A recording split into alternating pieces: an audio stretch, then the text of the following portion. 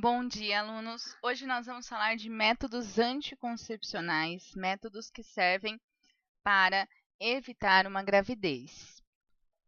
Já adianto aqui para vocês que de todos os métodos demonstrados, os únicos que vão servir também para evitar as ISTs, que são as infecções sexualmente transmissíveis, são as camisinhas, ou a masculina ou a feminina.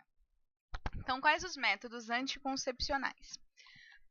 O primeiro método destacado aqui é a laqueadura ou ligadura de trompas. É um método cirúrgico feito nas mulheres em que as tubas uterinas são cortadas e amarradas. Esse processo, gente, ele vai ser um processo irreversível, né? Na maioria das vezes, isso daqui não tem mais como voltar atrás. Aí o que acontece? O ovário produz o óvulo e joga ele aqui na tuba uterina.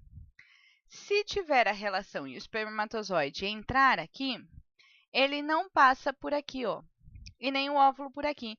Então, eles não conseguem se encontrar e não tem a fecundação.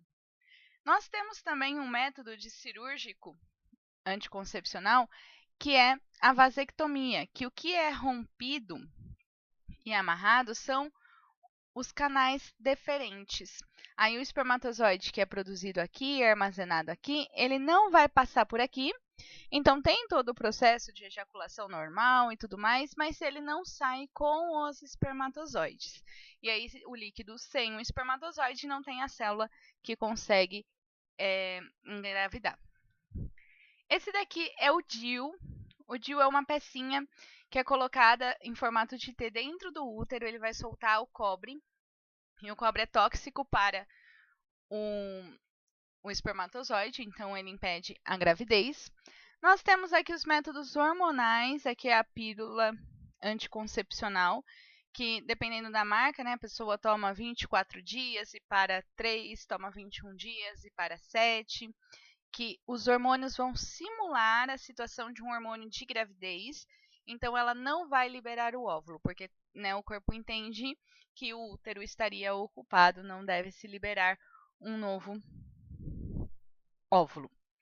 Aqui é o método de injeção do método anticoncepcional. A injeção ela é o mesmo processo da pílula anticoncepcional. A diferença é que a pílula anticoncepcional deve ser tomada todos os dias. E se você esquece ela, você desregula a taxa hormonal e aí você torna o processo ineficiente na proteção da gravidez. E a injeção já não. Você toma a injeção e o mês todo ela fica com a eficácia dela. Também tem um adesivo que solta os hormônios. E aqui as camisinhas. A camisinha é o único método que vai barrar, né, o espermatozoide aqui. E aqui ele vai barrar pela parte aqui, ó. Aqui essa parte fica na mulher. E aí o pênis vai ter ejaculação aqui dentro e ele vai barrar o espermatozoide. É o único método que também vai proteger das infecções sexualmente transmissíveis. Então, nós temos 3 tipos de método. O que dificulta ou impede a gametogênese, que é a produção de gametas. Essa é a pílula anticoncepcional, ela impede a produção do óvulo. O que impede ou dificulta a fecundação, impede ou dificulta o encontro do óvulo com o espermatozoide. Então, a vasectomia, a laqueadura, os preservativos, o diafragma. Gente, o diafragma é tipo uma pecinha de silicone que é colocada na entrada do útero com um aplicador. E normalmente ela é utilizada junto com um gel espermicida que mata os espermatozoides para não deixar eles passarem para dentro do útero. O coito interrompido e a tabelinha. Já adianto que esses dois aqui são bem ineficazes. Impedem ou dificultam a anidação. Pode até ocorrer a fecundação, mas não deixa que o embrião grude ali, que é o DIU. O DIU é o dispositivo intrauterino. Aqui nós temos os métodos farmacológicos. Então, o farmacológico é aquele da farmácia, né, que tem a ver com substâncias químicas e remédio, a pílula anticoncepcional. Essa pílula contém os 2 hormônios, o estrógeno e a progesterona, e ela permite o desenvolvimento do endométrio, normalmente, a camada interna do útero, e impede o pico de LH. Então, ela impede a ovulação. Ela vai simular esse estágio do ciclo menstrual que já aconteceu a ovulação, teoricamente, mas não aconteceu.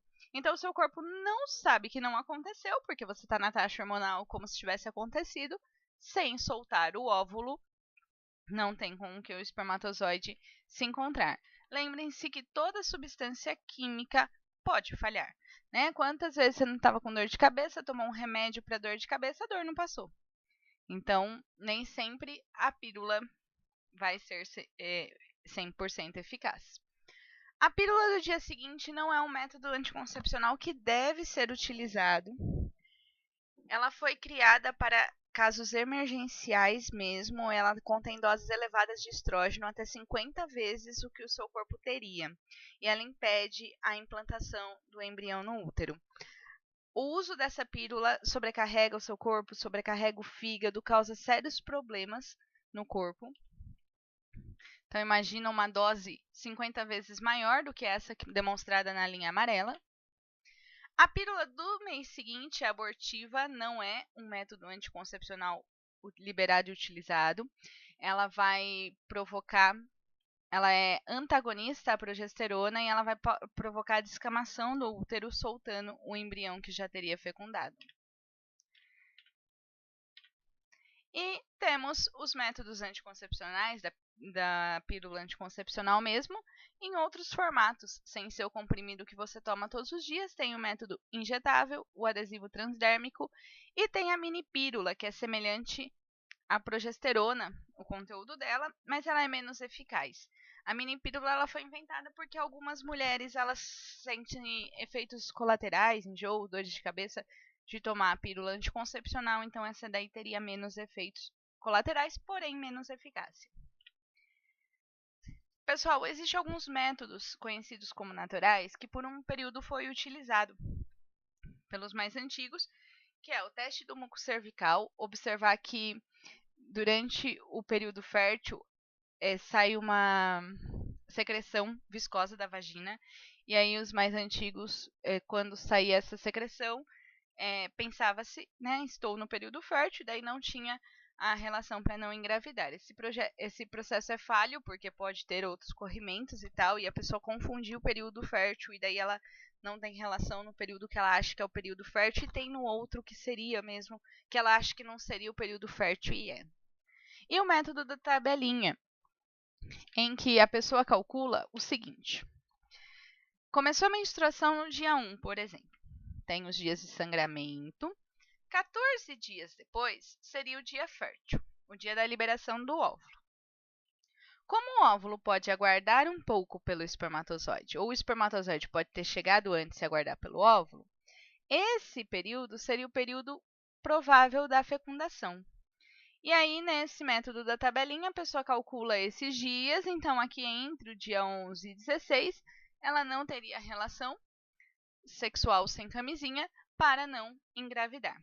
Gente, esse método é falho, os ciclos eles são irregulares, dependendo do que acontece, ele desregula, e você não tem como saber com certeza qual é o dia fértil, né? Esse pessoal que calculava aqui o método da tabelinha, hoje a gente observa, eles tiveram muitos filhos. Esse método, na verdade, ele é mais para as pessoas que querem engravidar, calcular os dias mais prováveis de ser o dia fértil do que para evitar uma gravidez. Nenhum desses métodos, pessoal. Aqui, ó, contemplando o espermatozoide, que espera 72 horas, e o ovócito secundário, de 24 a 36. Nenhum desses métodos são 100% eficazes.